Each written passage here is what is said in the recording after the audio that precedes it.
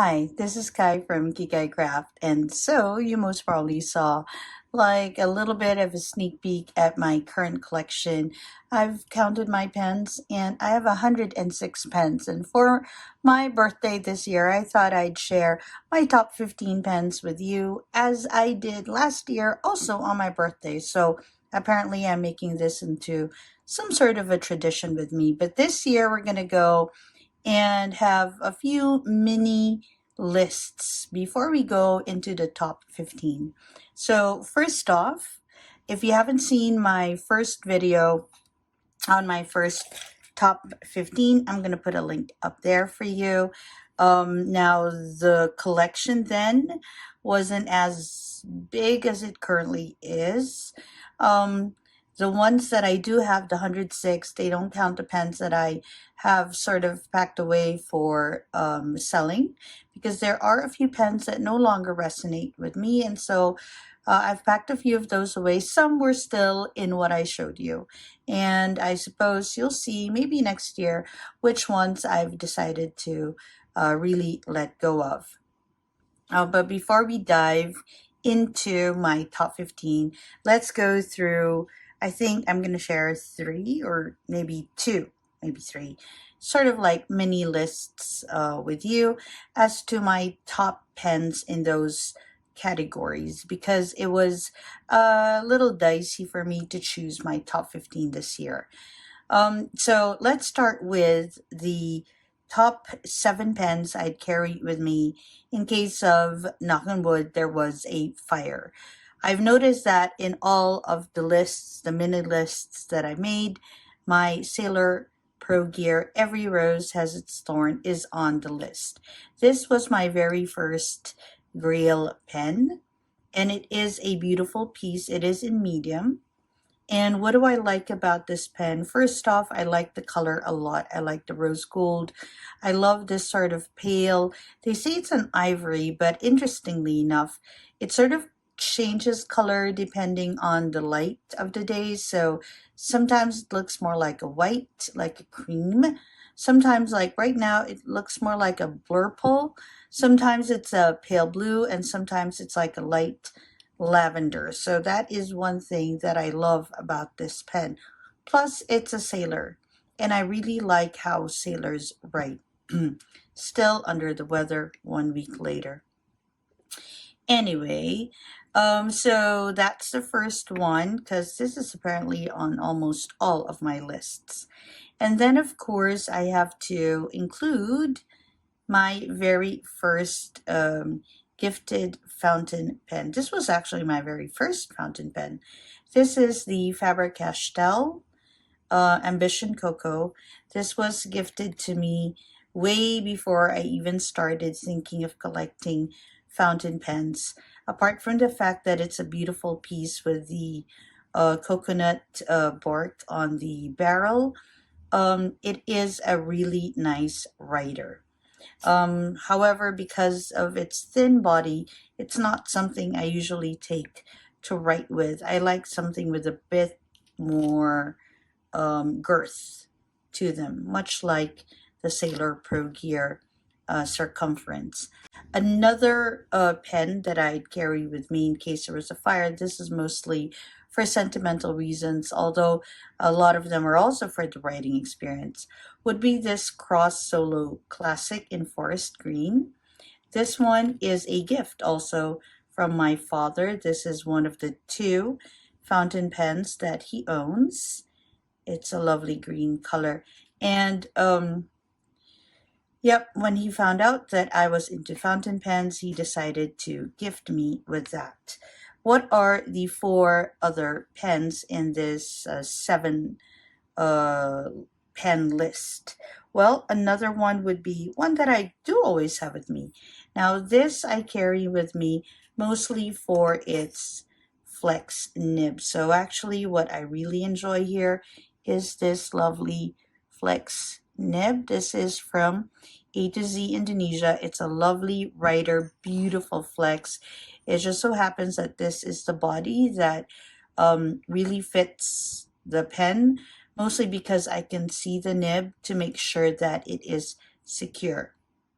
So If I find another body that would give me the same girth and the same look, I'd maybe change that. But this pen I'd carry mostly for its nib. And then for its beauty and its scarcity, I would bring with me the Nakaya. It's such a pretty piece. Okay, it is a Nakaya Piccolo. It has a longer name. And I will put up a link up there. When I reviewed this pen, I unboxed it and reviewed it. Look at it. It's so beautiful. It really elevates the writing experience because it writes nice. It has a platinum nib, and it's a flex nib, like a fine flex nib. And it's just, I don't know why I love writing with this one. It is always inked, mostly with my Cacao do Brazil. And then 1, 2, 3, 4, 5. Of course, I have my Waterman. This is 100+ year old pen. This is the Waterman 442.5V with a vine pattern on it.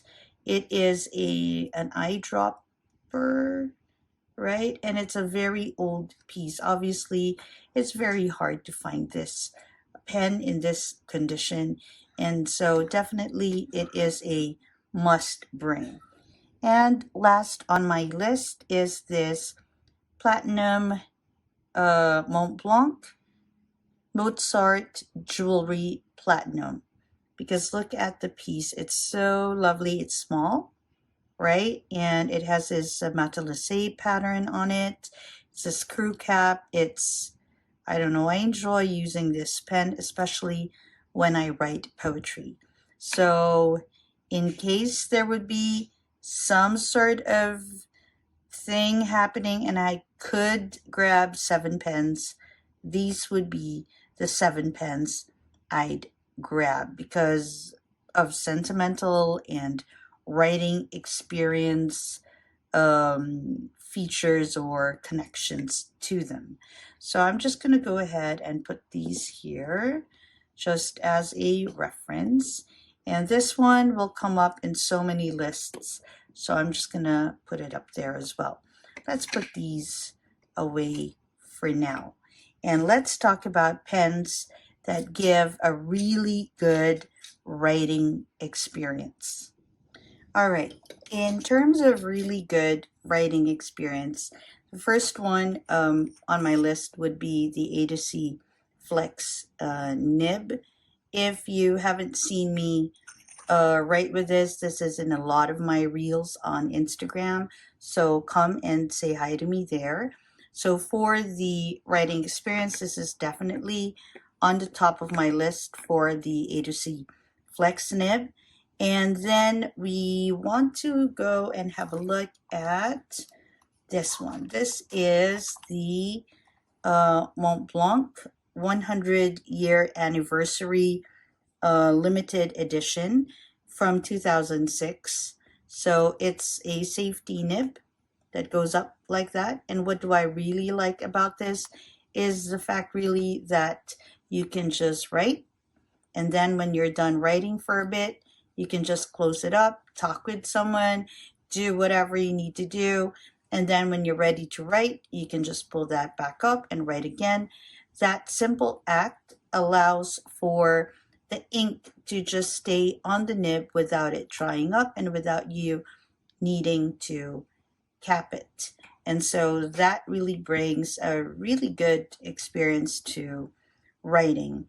Now, the other pens that do are actually more brand based, because I noticed that for me at least, they give consistently good writing experiences across their models. So that basically means for me that their nibs are quite good. So first off, of course, are my Esterbrooks. Oh, one of which is here still. Okay, so these are my Esterbrooks. I believe these are my Esterbrooks right now, all of them. Yep.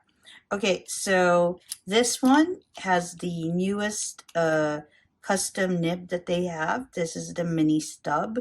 Again, a wonderful writer. I mean, all of their nibs are just fantastic. add to that they have really good designs. This is from the Back to the Land, and it's the quirky leaf color. So this is a really good writer. I mean, all of them are really good writers. This is the Esterbrook Model J um, Rose, Antique Rose. This one has the scribe nib on it. This is like an architect nib, and so another really good writer. This is the SD Winter White, and it has, I believe, the journaler on it. This is a stub, so this is a mini stub, and this is a stub nib. The Winter White model itself is such a beautiful white pen, and then to pair it up with a wonderful nib really elevates the writing experience. This one I think houses one of my favorite nibs. Yep, this is the Techo nib. Okay, this is the sea glass. I didn't really know how much I'd love this colorway, this pattern, until I got one, and it's just, it's one of my favorite SDs. And so it's usually with my Techo. That nib is like one of the best. And then we have the SD Novu Blue. Oh, yeah, this one I put in, okay, what did I have on this? I had another nib on this one, but I tried the adapter with the vintage nibs, and I put in the vintage flex nib on it. Which nib am I missing now? Then I'm missing one of my other nibs. I have scribe, I have Techo, mini stubs up. Oh yeah, the flex nib. So Esserbrook also has flex nibs. I have the EF Flex that is stored away right now, and I am using a vintage flex with the MV adapter that Esserbrook offers. And this lovely Esserbrook JR piece in palm green is currently housing an EF nib. It is like one of the smoothest EFs I've ever tried. So really across their models, the writing experience with Esterbrook has always been very, very, very pleasant. So that's one that I would put in. And then another brand that always gives me a pleasure to write with would be my Sailors. I currently have, I think, 3 Sailors. I think maybe 4. Hold up. Okay, so these, and I'm pretty sure I have one more. Oh, yeah. Okay, I have this one. This is also a Sailor. This is a Fude nib, if I'm not mistaken. Okay, I am not very well. I wanna be good at Fude. I'm not very good at it. But they're standard nibs. When we are talking standard, they're quite nice, and they often come up with pretty pieces like this one that they had in collaboration with Kubo Sakura. Sorry, Hachimonjiya. This is the Hachimonjiya Kubo Sakura. Currently, they came out with another version that just had Hachimonjiya on the ring. So this is the older model, the one that had a 21K nib on it. This is the one that is really the original Sailor Hachimonjiya collaboration. And of course, I've shown my Every Rose Has Its Thorn with you. This one is not a standard nib. This is in fact their zoom nib. And it has this lovely bird on it. This is also a collaboration piece, I think, with Kyono Oto. I think that's a stationery shop as well. So we have these two, like standalones, really good flex nib. This one has a really nifty mechanism. Esterbrook across their models always give me very interesting and very smooth writing experiences. Then we have your Sailor, and of course, my favorite two when it comes to writing experience. Sorry, I'm trying to take a sampling of it. I showed some of which I have are my Kavekos. I've like 99% of the time, I've had a great experience with my Kavekos. And this goes for their standard nibs, and it also goes for their collaboration with Galen Leather and Galen Leather's custom nibs. This one has the dentist nib, and I'm pretty sure I have a few other ones here. I think I have some standard nibs here and some oblique ones, but this one is the one with the black nib. Okay, this is Little Witch. And I think this is in collaboration with Bungo Box, if I'm not mistaken. And then we have the one that they have with Hello Kitty, with a nice Hello Kitty nib. All right, so in terms of writing experience, I'd say this Flex nib, this Mont Blanc, because of how you can put the nib away every so often. Esterbrook nibs across all models. I've had really fantastic experiences with Esterbrook nibs. Sailor nibs, some people like the feedback, some don't. I enjoy the feedback. And of course, I have my Kaveco that will include their standard nibs and the custom nibs that Galen Leather offers in collaboration with Kaveco and a Nibmeister. And those would be my pens with the best writing experiences. All right, moving forward, one more sub list and then I'll get into my top 15. All right, so let's maybe remove some of these so that you can enjoy with a bit of a clean slate. All right, so now let's go into pens. These are my top 7 pens with sentimental what's this? My sentimental pens collection. I think I would say my top 7 ones. First off, I think I mentioned it to you. Whoops, that's me putting down the other pens. My Ambition Cocos, first ever pen gifted to me. And then, of course, I have my Cross Solo Classic. Again, I choose this because of who gifted it to me. And again, of course, my Sailor Pro Gear, because it was my first Grail pen, and I really was really happy when I got it. I continue to be very happy whenever I see it in my collection. Here are a few more. Another one would be my Thackeray. This is actually like Thackeray really just makes more of like survival gear, and they have I think 1 or 2 fountain pens in their vast collection of like knives and all of that. And I think that for a company that basically makes things for survival, coming up with such a pretty pen was such a feat. And what is the survival part of this apart from writing can help you survive? It has a glass breaker on its bottom finial. So I think that's kind of cool. So that is the Thackeray. And then, and it is sentimental for me because it was a gift from my husband, I suppose, for safety precautions whenever I'm out. Although it would have been cool to have a little knife, I suppose. I don't know. That's my violent side showing a little bit. Okay, another pen that has sentimental value for me is this beautiful Monteverde Rodeo in iridescent purple. It's such a beautiful piece too, but it holds such a prized spot in my collection because this was a gift to me from Violet Titrations, and it came at a time when I was really like very low because I have clinical depression, and at that time I was so low that I was just all over the place trying to manage my feelings, my moods, and all of that.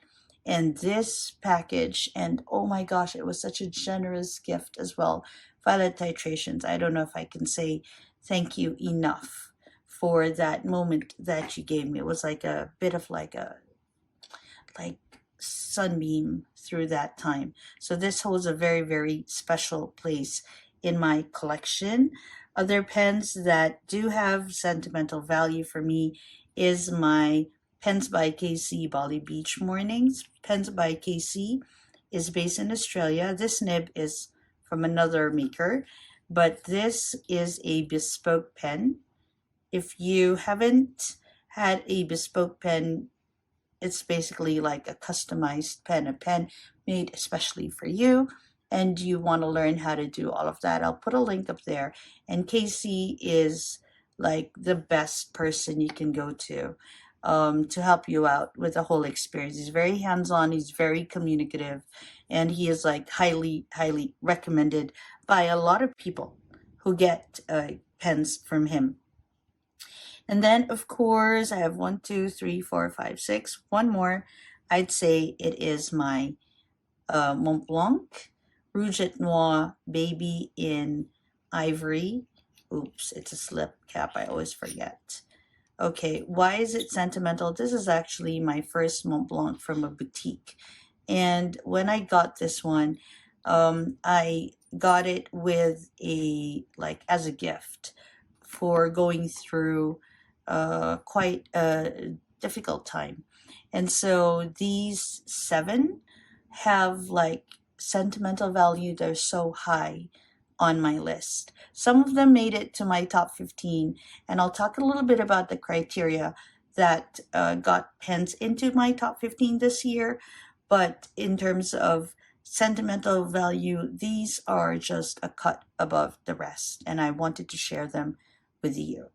All right, so we're going to go ahead and move to the top 15 pens on the list. I'm going to leave this one here and this one here because they are favorites. Okay, so in choosing my top 15, the factors that came into play would be 1, the writing experience, definitely. That includes the nib and how pretty it looks whenever I write with it. So that adds to the writing experience. That's like a factor in it. And then, of course, the rarity also comes into play. So how difficult or how serendipitous it was for me to get these pens into my collection. That also comes into play. Some might have some sentimental value, but I put that on a separate list because that can wreak a little bit of havoc into the top 15, because some of the pens that do have sentimental value might not be something that I feel adds to my writing experience, simply because my preference in pens have changed through the almost years. Anyway, so let's go ahead and start off with so this is top 15, right? So we're going to go with 5, and these 5 are in no particular order. All of them are pretty. All of them have really give me a really good writing experience. Okay, so first off, really, because it is a unicorn, we have the Kaveco Lilliput collection in pink. This one, it was such a find. I didn't even know it existed. And interestingly enough, when someone told me that it existed, like not even a day later, I found out that someone actually had it in stock and was willing to part with it. This currently has the EF on it, and it is a Lilliput. I love pocket pens. Plus, it's just pretty. Look at that. Okay, so this is in my top 15. And then, of course, we have our Mont Blanc. This is for the 100th year anniversary of the Mont Blanc Meisterstück. This is the Origine du Classique. I love the Art Nouveau pattern on the cap. I love the color. I feel like I'm leaning towards green pens. I love how the gold and the green play with each other on the pen. Plus, it gives me a really good writing experience. This has a fine nib on it, and as Mont Blancs go, it's quite a thick, fine nib. Another one in this 11 to 15 slots would be my Pens by KC Bali Beach Mornings, Sentimental Reason, and also it gives me a good writing experience. I love the girth, obviously, because it is a bespoke pen. So Casey and I talked a lot about just how thick I'd like the section to be, the feel of the section. So all of that was like in discussion and in agreement with me and Casey as he made this pen. Plus, it alludes to the time when I lived in Bali, which was such a relaxing time for me for the most part. And then, of course, on this tier of favorites, I have my Mont Blanc Rouge et Noir Baby. It has sentimental reasons, plus it is a very good writing experience, especially for a pocket pen, a fountain pocket pen. And I like it also because it pays homage to like the history of um, Mont Blancs and fountain pens in general. And the last on this 11 to 15 tier would be my, hold up, let me just make sure I have all of it. Yes, my very beautiful, is it this one? I think it's this one. Yes, it is this one. This is the Monteverde. This is actually a very recent addition to my collection, but look at how pretty it is. This is the Monteverde USA Abalone Collection Limited Edition. This is number 4, if I'm not mistaken. Where's the number? There, 004. Okay, and it has a rose gold trim. This was a gift to me from Monteverde, and it has one of the best Omniflex nibs I've ever experienced. So this Omniflex nib is just going to live in this pen. But look at that. Just how pretty is this pen? Okay, so these are my 11 to 15 pens. They are in no super particular order, but they're, yeah, it's so hard to decide which one is 15, which one is 14. There are sentimental reasons in play. There are,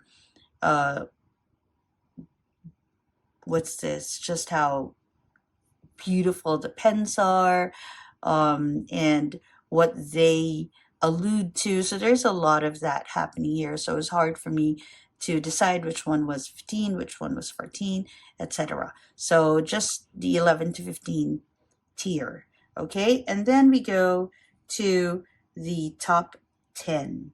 All right, so in my top 10, I would put in my, surprising for me, my Esterbrook Sea Glass. Surprising because I never really thought I'd like this particular colorway, but every time I take it out, I feel so happy and calm. And it is a beautiful pen in that way. Plus, I always have my Techo, well, almost always. Sometimes I move the nib around because you can do that with Esterbrook nibs. So this one almost always has my Techo nib. And so the Techo nib on this is on my number 10 slot for my top 10. Then I have my newest, well, one of my newest pens because I love the color. Okay, and I love this pop of orange right there. Again, this is another new addition. So I don't know, is a novelty in play? I don't know. But it's just so beautiful. It's such a fun color. It's so warm. It's so, I don't know, it makes me happy whenever I use it. Plus, it has a mini stub nib that I am just enjoying right now. It has a Fuyugaki from Pilot Iroshizuku on it, and it's such a happy pen. And so it's such a mood upper, seriously. So I really, it really has its place in the top 10. Currently at top 9.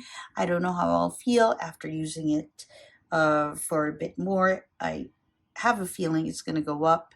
I'm not sure. I'm thinking of pairing it up with my Techo nib soon after I've played around a bit more with my mini stub. And then because of its rarity the flex of its nib, plus the fact that it is a pen made in Spain. We have my IXA celluloid cadet. And this pen was made during the war.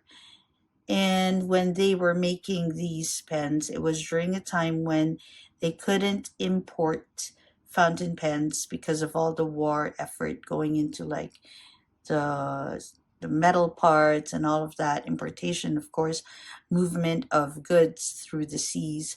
And so a few Spanish lords decided to make a business out of making fountain pens, and IXA is one of the companies, the cottage industry company sort of thing, that happened during that time. Plus, this pen has a really, really good flex nib, and so that definitely goes into the top 8 slot, if I'm not mistaken. Is it 8? Number 8? Yeah, I think it's number 8. All right, so this is how it looks right now. Then we're going to go ahead and move up the list. All right, so let's remove some of these for now. Look at that, so pretty. I love it. I love how it plays with light. And then let's move these to the side, and then let's go up the list. Okay, so the next pen is also in the top. Now we're, I think, on my top 7, if I'm not mistaken. And it's going to be in like the top 7 because of its rarity, the flex of its nib, and also because it's a very old pen and I am such a sucker for vintage pens. Plus, it's a pocket pen, so I don't think it'll come as a surprise if I include my, hold up, I want to make sure I have the correct name for it, the Waterman 442.5 V with a vine pattern on it. Look at it. It is so pretty. It's such a small piece. That's how it looks beside an ST. And it is from a vintage pen restorer all the way in Madrid, Julia Gusano. Hello. Thank you for all these beautiful pens that you send my way. So one of the, if not my very first visit to her place, I got this pen because I know I could not stop thinking about it. Look at it. So it works like this, and then you have to like turn the knob so you get your lovely nib out, and then you have to like turn the knob again before you put the cap back in. It's so beautiful. Okay, then we have our, what's going on with my list? Oh yes, another safety nib, a safety pen. This is the Mont Blanc Bohème Lacquered Pearl. It is my very first safety nib pen. It works pretty much the same way as your Waterman 442.5 V. The difference though is that this is a cartridge pen. That means it's a very modern piece where you just plug in a cartridge to ink it up, whereas this 100-year-old pen uses an eyedropper, so you have to eyedrop your ink into the cavity that I just showed you earlier. Okay, so that would be number 6. So 7, 6. Now we're down to our top 5. My number 5 on this is actually another new pen of mine. It is the Mont Blanc 100-year anniversary limited edition. And this one is in fine. This one was released in 2006. It has a screw cap. It's another safety nib. As you can see, apparently I do like my safety nibs. And then I like how just cool it is to pull this slide back and write with it, and then just pull it back up, and then you can continue writing. I mean, I know I mentioned that earlier, but for me, it is such a highlight of this pen. Plus, The nib has a breather hole with the Mont Blanc logo shape on it. I mean, it has so many features that just harkens back to the very first, or one of the very few first models that Mont Blanc had when it was still called the Simplo Filler Company. I think that's what they first called themselves. And so it's, I don't know, I really, really like this pen. Currently, it is inked with Mystery Black, and it is such a wet writer, which is something that I also like. And if you push it, it can be it can give a little bit of line variation, but it's not a flex nib, so don't, because you might splay the tines.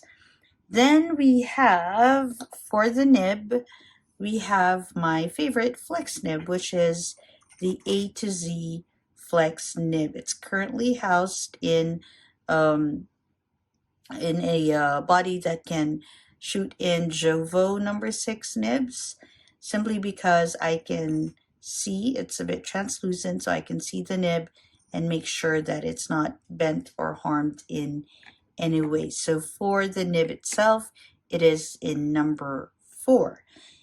Then we're down to my top 3. Okay, and one, I think, well, I think a lot of them will not come as a surprise. Number 3 is one of what's currently becoming a rarity simply because of the stocks and all that. We have my Nakaya Piccolo. And I've showed this earlier to you. Um, it is one of the pens that I'm pretty sure I'll have to bring with me in case of emergencies. Definitely with me when I travel. It is already a beautiful pen on its own, plus it's a really good writer.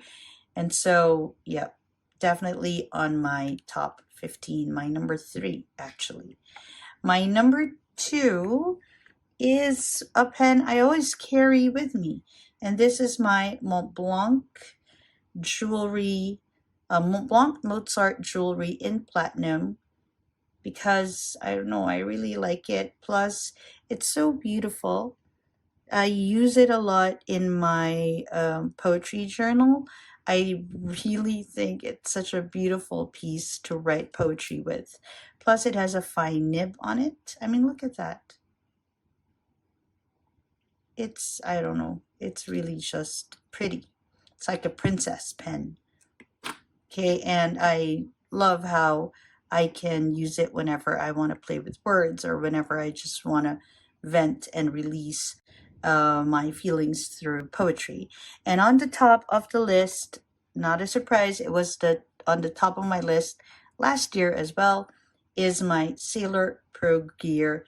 Every rose has its thorn, for all the reasons I've already mentioned earlier.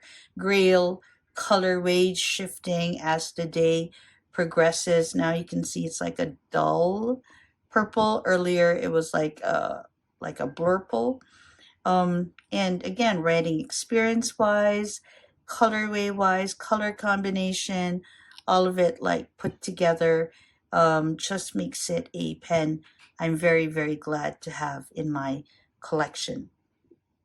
So there you have it, my top 15 pens for this year. I'm so glad that you came with me as I just share the whole collection with you. And I'm very thankful for all the birthday greetings you've sent my way. And if you could subscribe to my channel, that would be fantastic. It would be a great birthday present for me. I'm trying to reach 10,000 followers, subscribers by the end of the year. So your subscription to this channel, if you're into fountain pens and journals and all of that, really, really means a lot to me. All right, so this is Kai from Kikai Craft, and I hope that wherever you are, I'm sitting here thinking, did I miss anything? I hope not. I hope that wherever you are, you're having a great day or a restful evening. Bye, everyone.